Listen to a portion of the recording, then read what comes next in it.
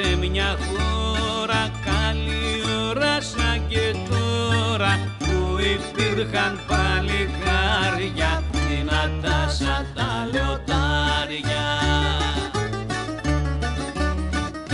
Όμως ξένοι τη ζηλέψαν και τη χώρα αυτή την κλέψαν, τη φορτώσανε στα πάρια και την πήγαν στα μπαζάρια.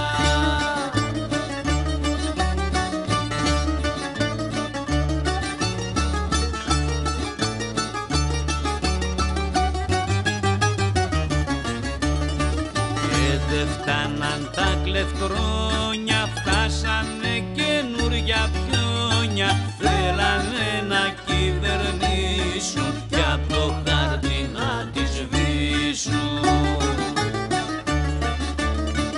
Το κακό όμως δε φτάνει, εμφανίστηκα ρουφιάνοι, τα κλεφτρόνια προσκυνάνε και μαζί μ' αυτούς θα αρπάνε.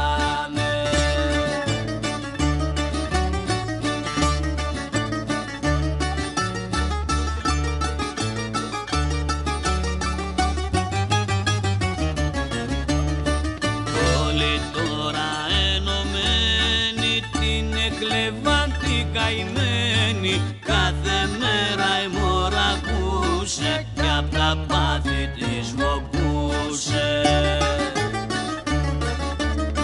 Κι έτσι την έκαναν στάχτη όλοι που την είχαν άχτη, μα απ' τη στάχτη της γεννούσε, αντριωμένους ευλογούσε.